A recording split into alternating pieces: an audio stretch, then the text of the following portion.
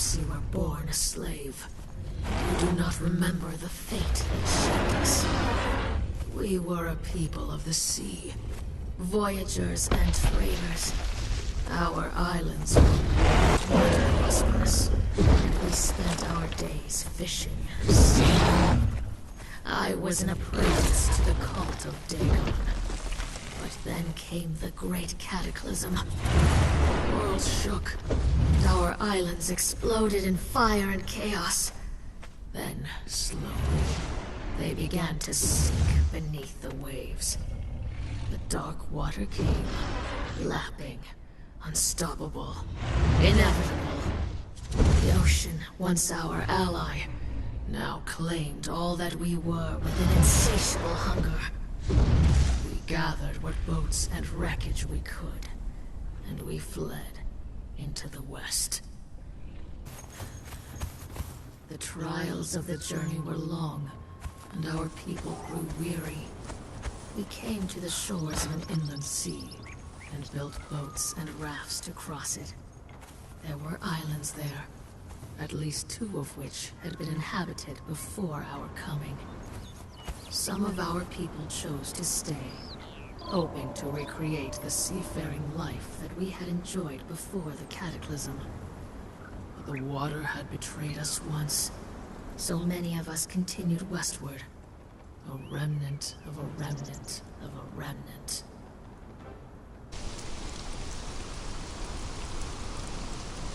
To know the past, child, is to avoid the same mistakes in the future. When we fled from our sinking islands, we made landfall on the eastern coast of this continent. There were people there, with whom we had traded from time to time. As we made landfall on their coastline, they took it as an act of aggression. Half drowned, numbed by the loss of our homes, the wicked Kari took full advantage of our plight. We were rounded up, chained, and put to work. That was the first time that our people became slaves. As masters, the Kari were relentless. For you, child, I do not need to detail the brutality of existence under the Kari. You live a similar fate today, under the yoke of your masters.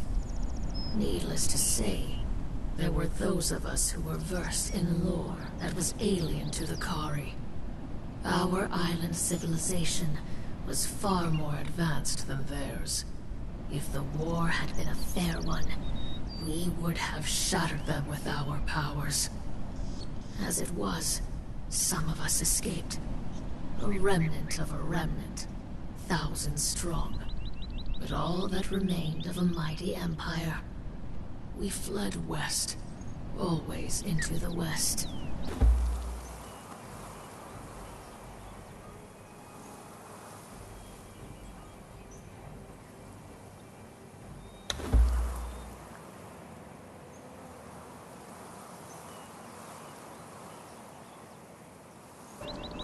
And so we came at last to this kingdom. It was a fertile land, rolling grasslands and temperate hills that gave way in the far south to the dryness of a desert. In the north were mountains, but not the snow-covered mountains that we had seen on our journey. Just jagged rocky peaks, and a swamp, thick and brooding, that lay over the eastern part of the region like a shadow. But it was clear that this land was inhabited. Carved blocks of mighty stone covered the landscape, and a crystal-clear lake in the north was dammed and siphoned along a great aqueduct. And the city, such engineering was beyond humankind. I saw the great monuments, the statues brooding over the river, and the towers that flamed unnaturally across the landscape. And I confess, I felt fear. When we met the ones we call the Giant Kings, some of us fell to our knees in worship. Surely these were gods in living flesh, come to offer us respite at the end of our long journey. We could not speak their language, but our sorcerers and theirs came together and worked a powerful ritual. Enchanted gemstones enabled our communication. We forged bracelets to hold them. Thus could our communion with the giant kings begin. There were mistakes in this stumbling, fumbling relationship. Our allies had little contact with humans, and our impatience as a people meant nothing to creatures with such long lives. To us, they were painstakingly slow to deliberate and make decisions. To them, we were like children who rushed forward without thinking. Still, there was progress. They had agreed that we could settle the swampy lands on their eastern borders. For them, the land had little value. But to those of us who remembered our seafaring roots, it gave us a chance to be close to the water once again. And, given time, we would be able to call upon Dagon once again. In the beginning, our friendship with the Giant Kings bore great fruit. We traded with them knowledge, food, baubles, and both peoples prospered. But the Giant Kings became alarmed, I suspect, at the rate at which we gave birth. Theirs was a people who took centuries to reach childbearing age, and they remained few in number. Whereas we spread across our new lands, and began to encroach upon theirs. In order to avoid this fate, I began sending scouting parties far to the north, outside of the borders of the Giant King's kingdom. They were to find fertile lands that would not encroach upon the territory of our hosts. Instead, we discovered something dark. Shall I speak, child, of the passage that our scouts found, leading into the very bowels of the earth? Dare I speak of the fantastic city that they found there? Broad squares with twisted temples to the blasphemous elder gods, who were before mankind, and will be ever after. No, I need not speak of these things to strike true dread into your heart, child. I need only tell you of the creatures that dwelt in the city. Beings that lived only in story, and the primal fears of the human heart. For beneath the earth, we discovered what remained of the serpent men of Volusia.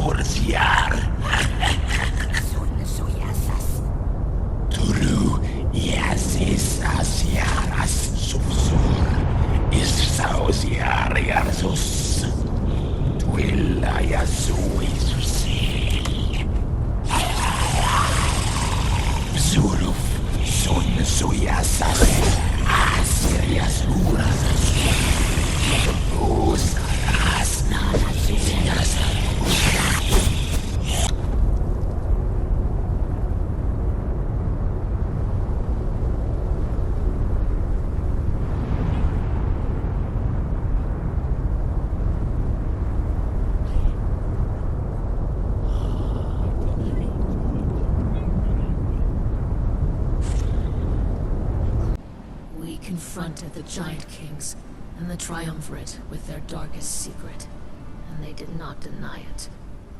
How could we trust them, allied as they were with the ancient enemies of mankind? I gave them an ultimatum: to give us the northern lands, to stay their hand while we exterminated the Serpent Men. They refused. War was inevitable. In wartime, there is enough blame. Who struck the first blow? I cannot say. They enslaved you, twisting the bracelets to their corrupted ways. We retaliated by destroying their aqueduct. We established an outpost, Zula, in the north, to watch the Serpent Men and prevent them from joining with their allies. And I began to formulate a powerful sorcery to ensure the safety of our people.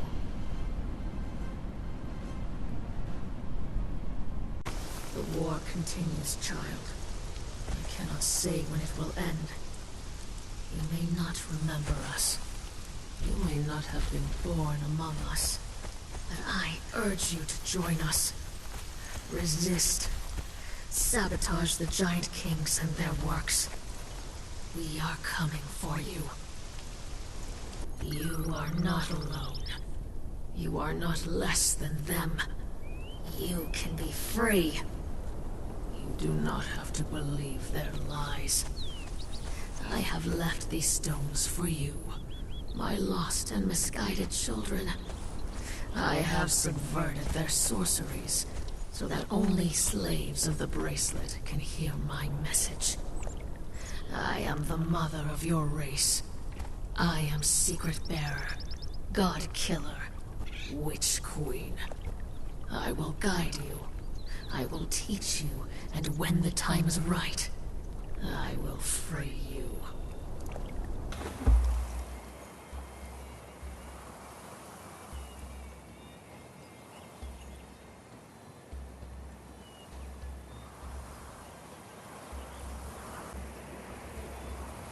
Such a terrible, awesome creation.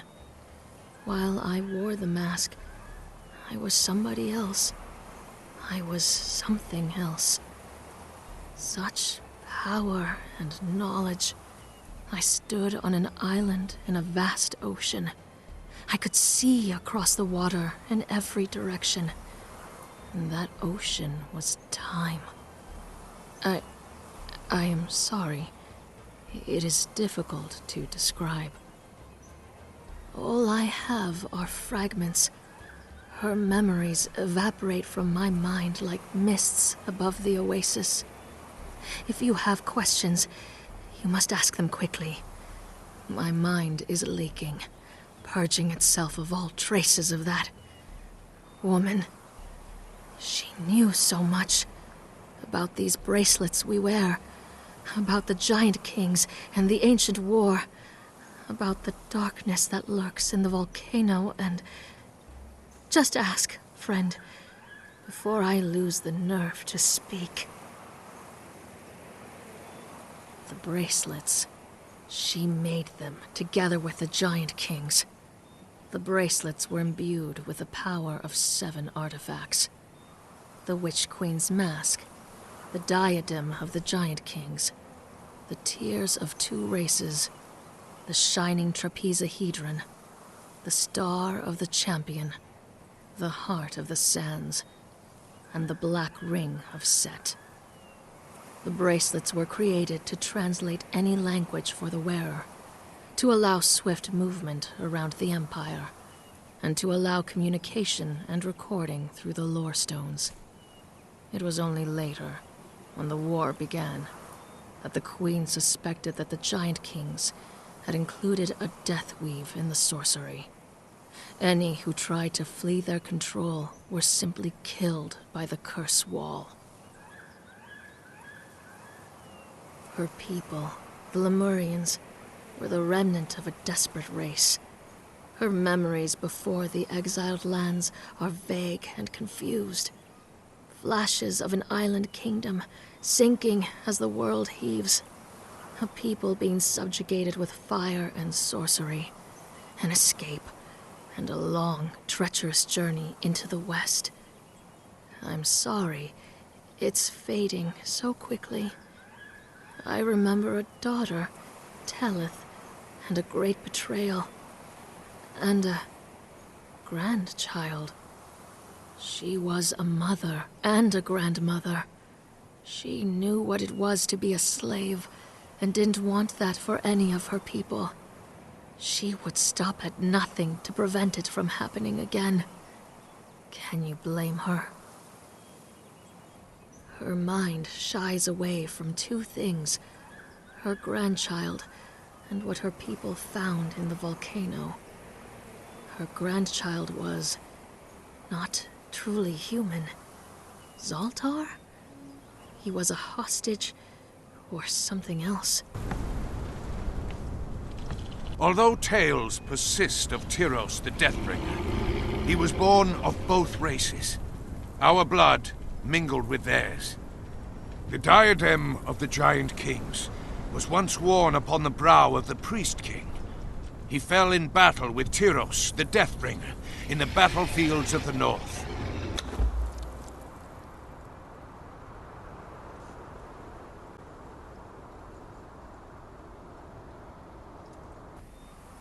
I'm sorry. For her, these memories were laden with emotion. I see a beloved daughter, and a hated foe, and a child that brings hope. It is so very unclear. As for what her people discovered at the volcano, horror, anger, and disgust, and fear. This is the only memory where the Witch Queen of Lemuria felt fear. The Witch Queen of Lemuria was our great enemy in the dying days of our race. Her people came to us as refugees, but even as they took our succor, they plotted our downfall. She was present at the creation of the bracelet, lending her power to ours. Her fate is unknown to me, but she always ruled from her city in the swamp to the east. How did I die? I was betrayed by your kind, in a place called the Circle of Swords. I went in good faith to meet the Witch Queen. She had promised peace. I was cut down. My bones were left to rot in the wind. And yet, my spirit has always belonged to the Archives, human. And so, I am here. And here, I shall remain. The Heart of the Sands, or simply the Scourge Stone, was an artifact of power. The Priest King used it to create a weapon, the Sandstorm, that he swore would be our salvation. He gave it to the Warmaker to unleash upon our enemies. As far as I know, it was destroyed in the attempt.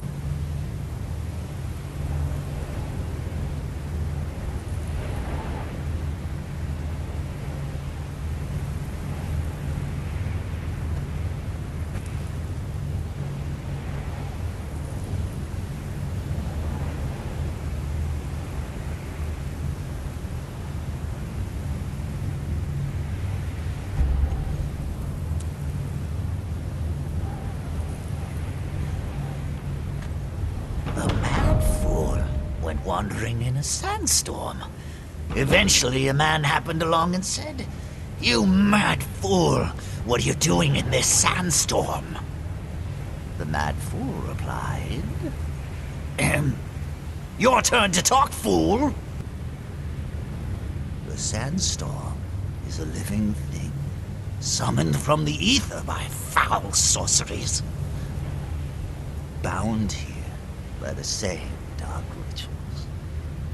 It escaped the bonds of its masters eons ago, and knows nothing more than an ageless, nameless hunger. It seems to like me, though. You, not so much. I'm tired of conversing through this madman exile.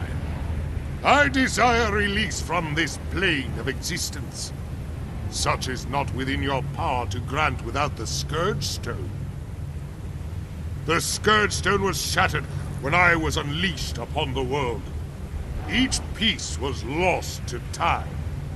As I sweep across the exiled lands, I seek the pieces that would provide my liberation. And yet, though I touch all, I do not find what I seek. They are locked away in caves where the howling sands cannot reach. Search the passage used by the Lemurians to wage war upon the one who unleashed me. Search the tomb of Galamon. He once boasted to his friends as they quivered, caught in my wind, of the lucky stone that would be buried alongside me. Search the eastern coastline, for the pirates whisper to one another of a stone that grants the captain wishes. Combine these pieces, Exile. Recreate the Scourge Stone. Complete the Archivist's ritual. Only then can I return whence I came. The Serpent Ring of Set. It was our most powerful artifact. It was kept in a tomb beneath this city, and then one day, a human came. He had all the words and signs of power.